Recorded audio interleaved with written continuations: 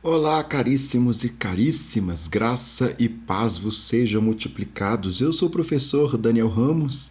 Nós vamos para a quarta lição, Elias e os profetas de Aserá e Baal. Como eu disse para vocês na lição passada, começou essa cena apoteótica na lição passada, né, a 3, e com certeza um assunto tão maravilhoso como esse não poderia ser gasto em apenas uma lição. Vamos lá, lição 4, Elias e os profetas de Baal, EBD Adultos, terceiro trimestre de 2021, o plano de Deus para Israel em meio à infidelidade da nação. Nossa, que tema grande, né? Vamos ver o que essa lição vai dizer para nós? Olha para você ver que coisa interessante. O profeta Elias é um dos mais relevantes personagens da Bíblia. E aqui, por que não dizer, é o maior profeta poderoso em obras, né? Tanto que lá na Transfiguração aparecem Moisés e Elias. Elias é o símbolo do profetismo, Moisés é o símbolo da lei. Não apareceram literalmente, né, gente? Pelo amor de Deus, aquilo ali não é uma sessão espírita, não é uma sessão mediúnica. É a simbologia. Quando eu abro o texto e falo, irmãos, olha o que Paulo está dizendo para nós. Paulo não está aqui. Eu estou falando do texto de Paulo, da obra paulina. Olha o que João diz para nós no capítulo 3, verso 16. João não está aqui, né? Está aqui a obra dele, né? O produto da sua inteligência, da sua experiência mística. Então vamos começar a pensar as coisas com maturidade. Não tem sessão mediúnica na Bíblia, não. Ah, mas Elias não morreu. Beleza, mas Moisés morreu. E não se esqueçam que necromancia, a arte de falar com mortos, é proibido, tanto no judaísmo como no cristianismo. É pecado nas duas religiões. Isso é muito sério. Isso é muito sério. Então vamos voltar aqui ao contexto. O maior profeta e o mais relevante personagem da Bíblia do Antigo Testamento foi ele que apareceu com Moisés no Monte da Transfiguração conversando com Jesus. Isso mesmo, o texto dialoga conosco, né? É o texto, tanto que os discípulos reconhecem eles. Reconhecem por quê? O texto, eles conhecem os textos. Este destacado profeta é, sem dúvida, um modelo de servo perseverante e fiel para todo cristão. Nessa lição, veremos como Elias desafiou corajosamente a idolatria de Israel, como orava de forma simples, mas cheio de confiança, e como, apesar de tudo o que fez, expôs a sua humanidade ao cair em desânimo.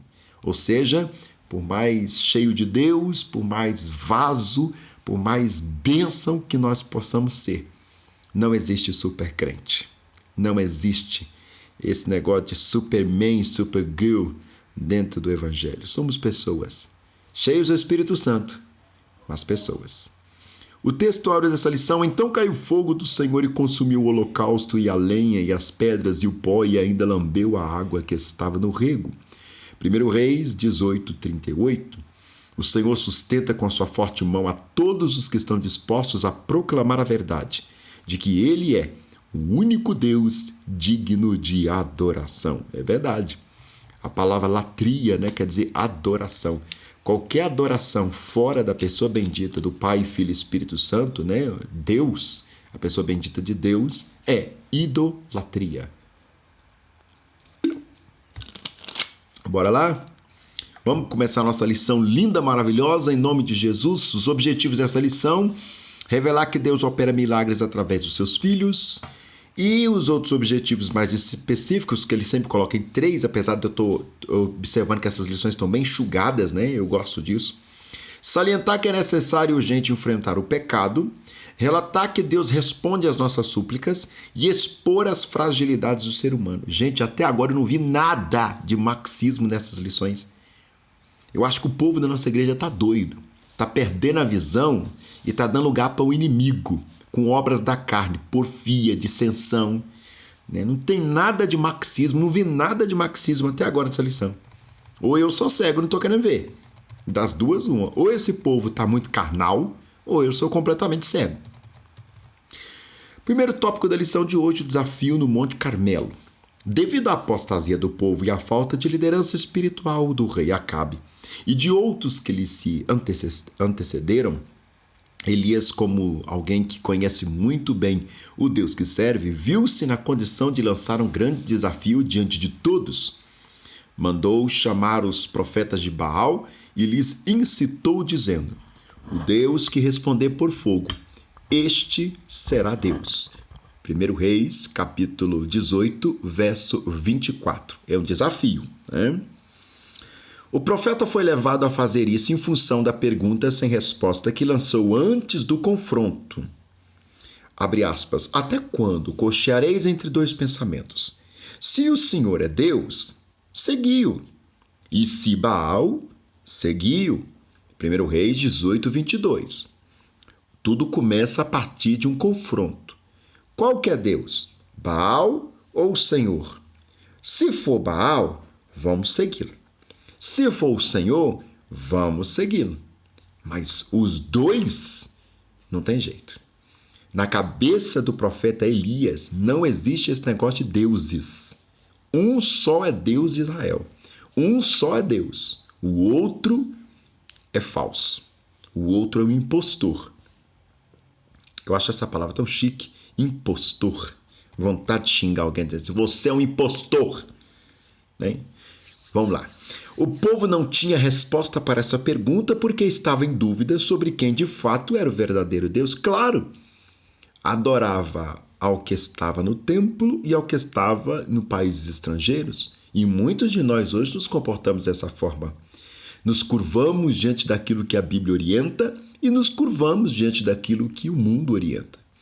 Esse excesso de politicagem dentro da igreja, eu vejo no Facebook irmãos debatendo a respeito de esquerda, direita o tempo todo. Gente, esse assunto está maior dentro da igreja do que a própria cruz, do que a própria doutrina.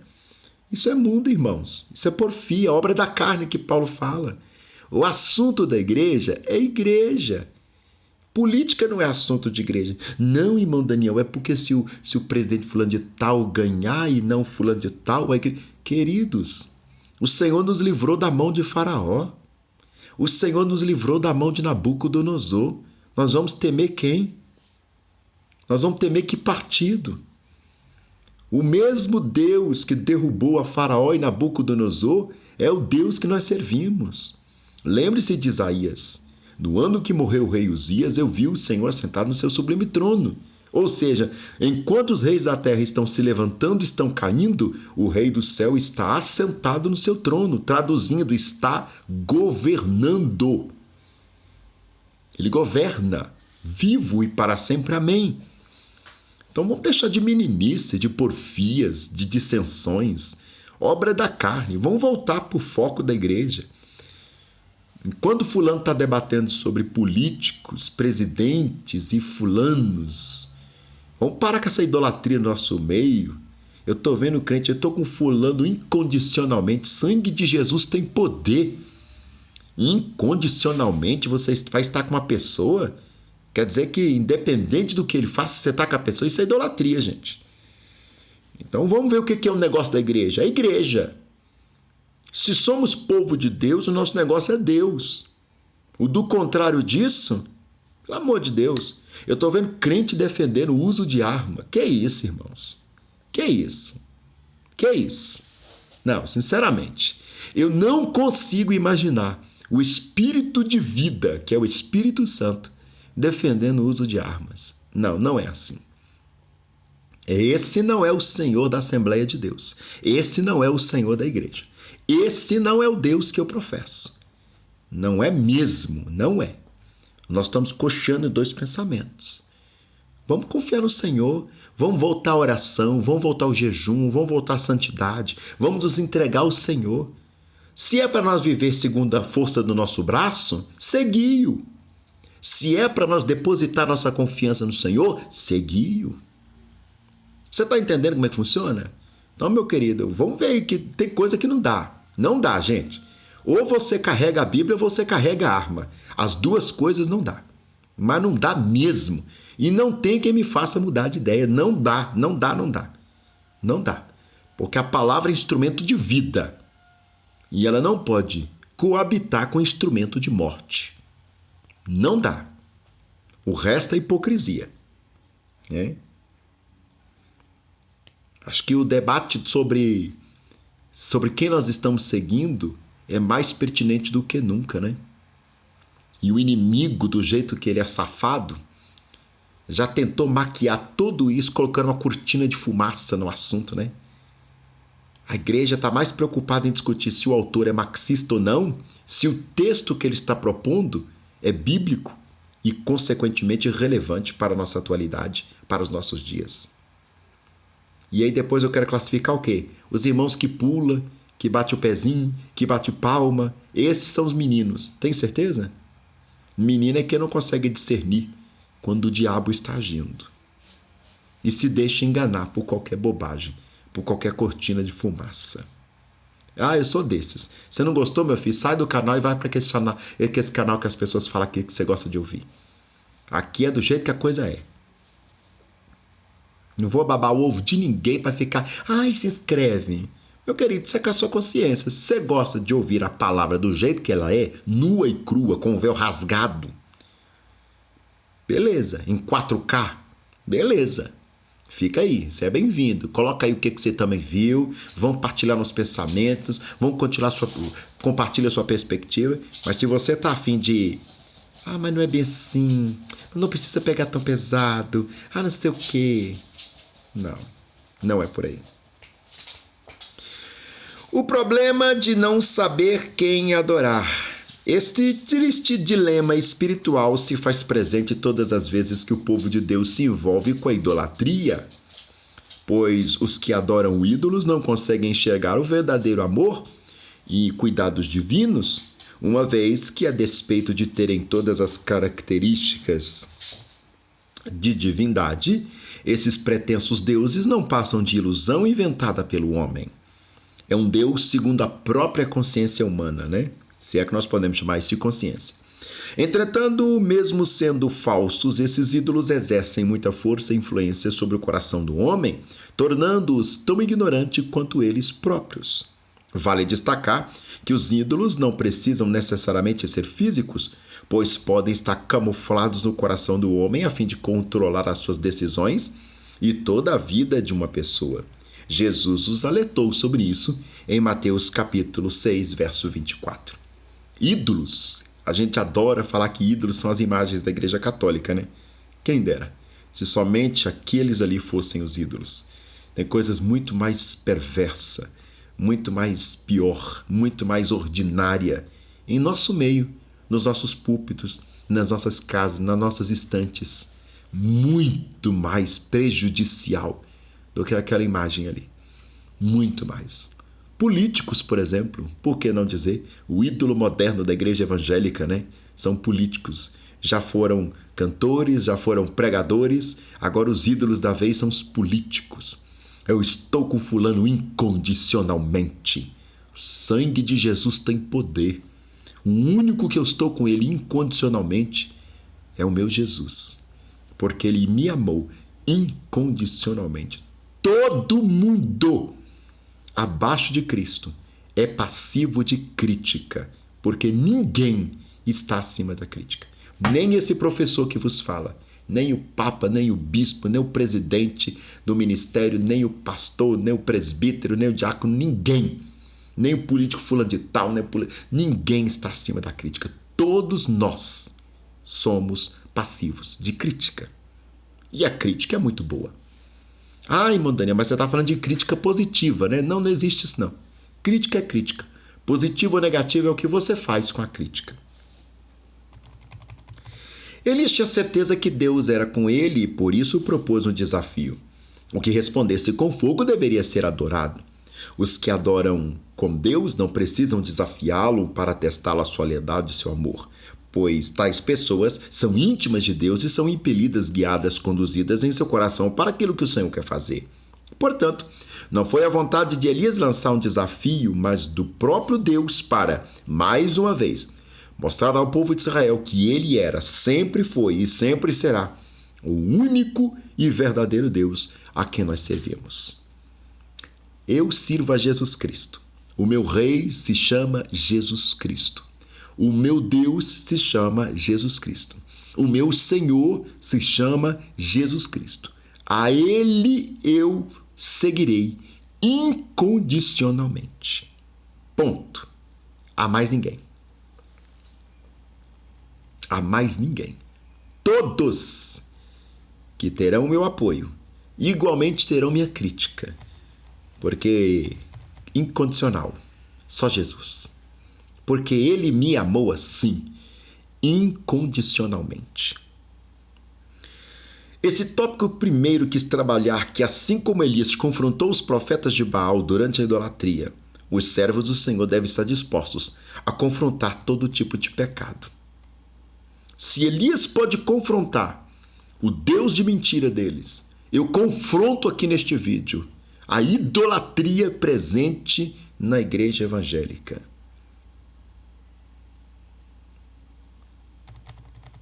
E aí você fica à vontade para fazer um autoexame. Examinai, pois, o homem a si mesmo. O que ele está falando? Qual é a idolatria que está presente na minha vida? Como nós somos idólatras. Nu! Aqui em Minas, né? Nu! Vamos para o segundo tópico, a oração de Elias. Tem um desafio e agora tem a oração. Diante das impossibilidades de resposta de Baal aos apelos dos seus adoradores, Elias começou os preparativos para a operação do milagre. 1 Reis, capítulo 18, verso 23. Capítulo 18, verso 23. A primeira coisa que ele fez foi reparar o altar do Senhor que estava quebrada, consequência imediata da idolatria. A seguir, juntou 12 pedras que simbolizavam, evidentemente, as 12 tribos de Israel. Cavou um rego em volta do altar.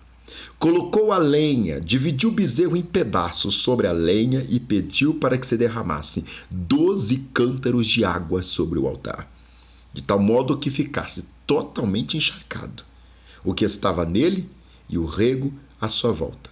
1 Reis, capítulo 18, do 31 ao 35. Uma coisa que o autor esqueceu de colocar.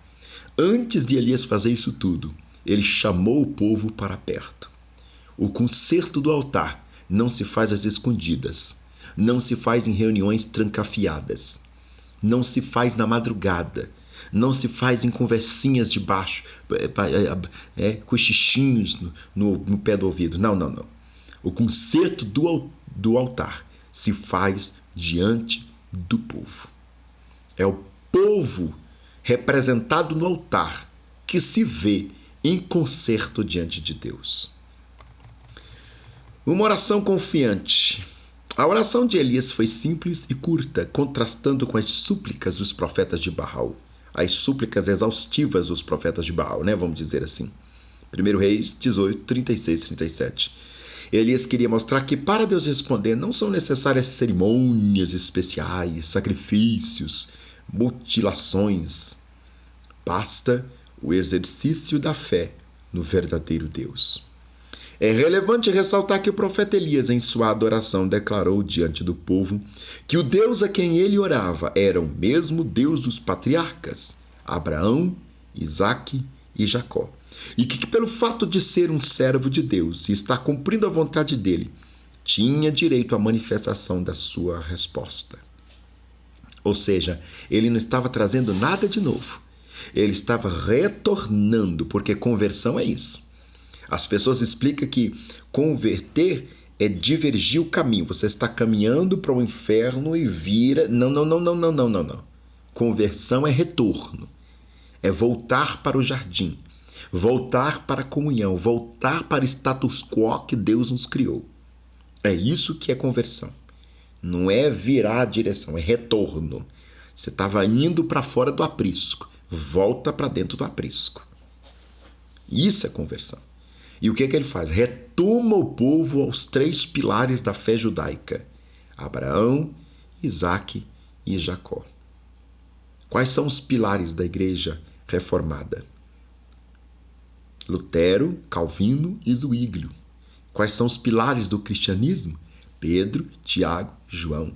Quais são os pilares do pentecostalismo? Daniel Berg, Gunnar Wingren e Louis Francescon. A gente quase não fala de Louis Francescon, né? Que eram os 3 amigos, só porque ele está lá na Cristã no Brasil e não está na Assembleia. A gente abafa o caso. Mas é assim que a coisa acontece. Nessa oração, o profeta expõe o verdadeiro motivo de ter erigido aquele altar e da necessidade de Deus responder com fogo para que este povo conheça que tu, Senhor, és Deus e que tu fizeste tornar o seu coração para trás. 1 Reis 18:34. Só uma observação exegética, não é correção, é observação. Fogo aqui é raio, viu, irmãos? Porque na antiguidade acreditava-se que raio mesmo de chuva, raios e trovões, essas coisas, né? Raio era fogo do céu. Na antiguidade interpretava isso como fogo do céu. E quando ele está falando o Deus que mandar fogo do céu, ele está desafiando Baal naquilo que Baal sabe fazer. Porque Baal é o Deus da agricultura, é aquele que vai chover sobre a terra, fecunda a terra e faz nascer os alimentos para nos alimentar. Logo, Elias está desafiando os 450 profetas de Baal naquilo que Baal sabe fazer, naquilo que é próprio de Baal, e Baal não faz. Quem faz é o Deus de Israel. Mandar fogo do céu, mandar raio.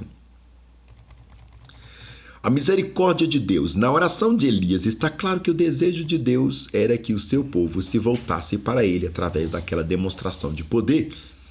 A descida do fogo que consumiu o holocausto, a lenha, as pedras, o pó, e ainda secou toda a água que estava ao seu redor. 1 Reis 18:38.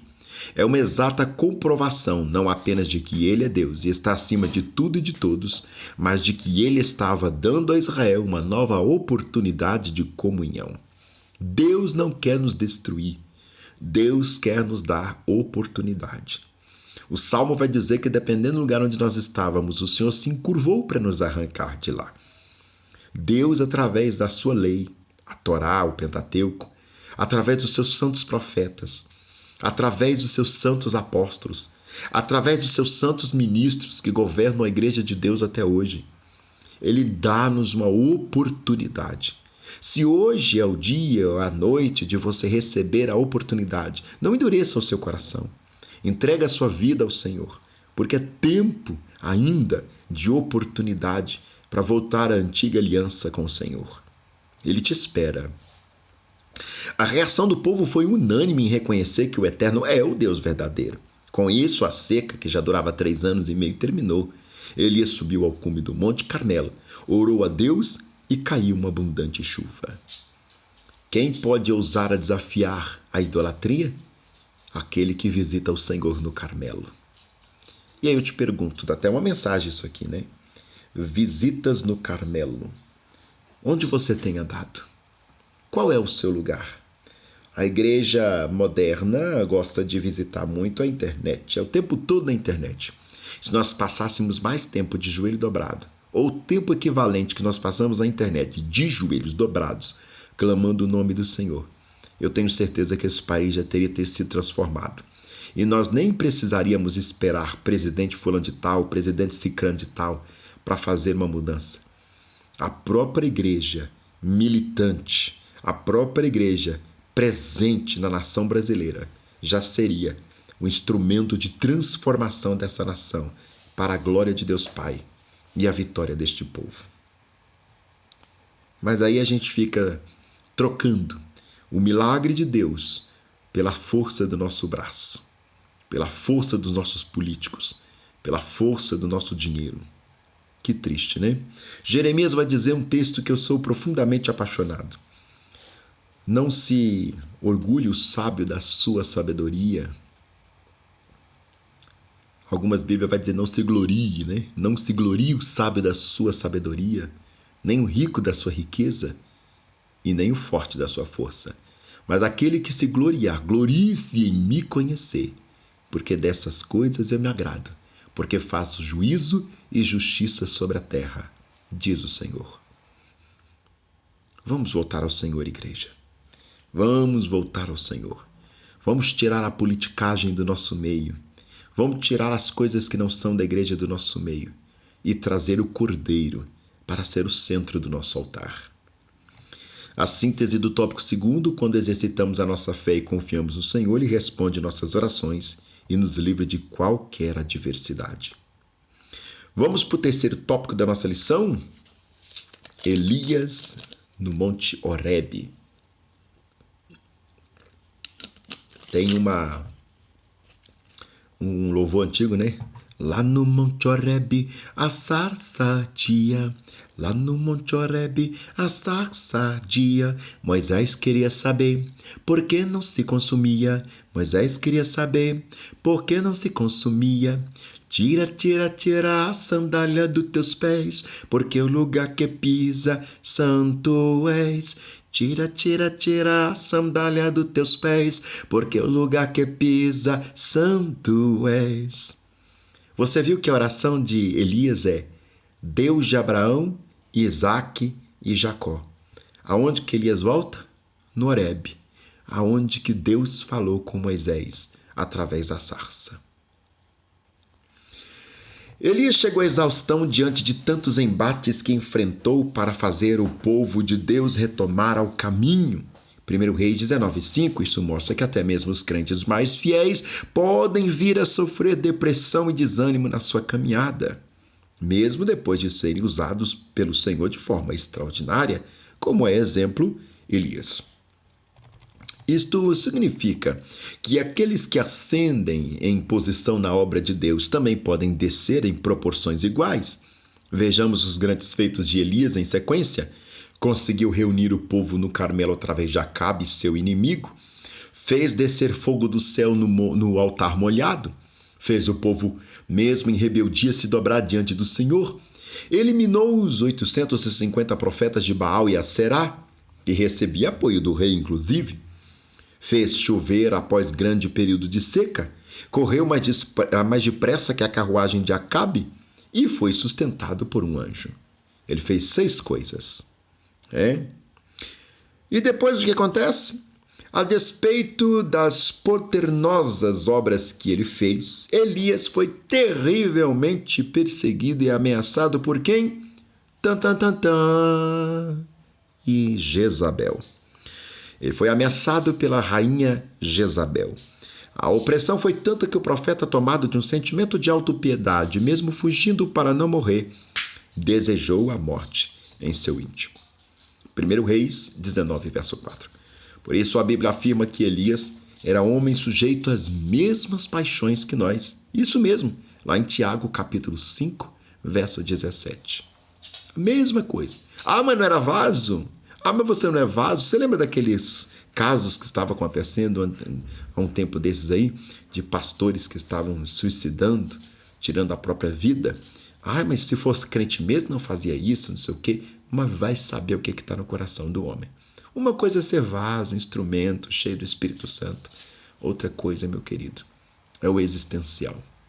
O Espírito está pronto, irmãos e irmãs, mas a carne vai continuar fraca.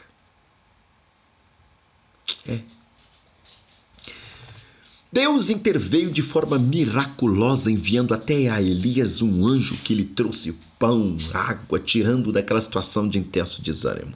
Nisso dependemos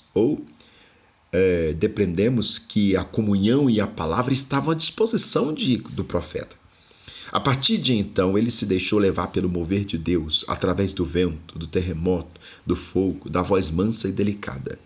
Elias teve a oportunidade de confessar seu estado de desespero e que Deus lhe deu novos sentidos para continuar seu mistério.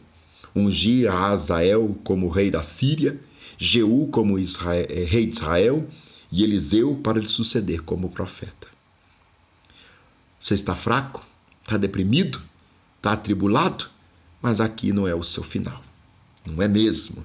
Por mais maravilhoso que você seja, nós temos limitações humanas, limitações emocionais, mas o Senhor nos dá vitória. A vida de Elias é um grande exemplo para todo crente que fielmente serve ao Senhor, ainda que à sua volta quase todos estejam contaminados pela idolatria e toda forma de injustiça. O cristão não pode perder o ânimo e a vontade de lutar pela causa do Senhor. Elias é um exemplo do cuidado e da fidelidade de Deus quando o crente fiel decide seguir o que a palavra de Deus ensina e não aquilo que a maioria acha que é certo.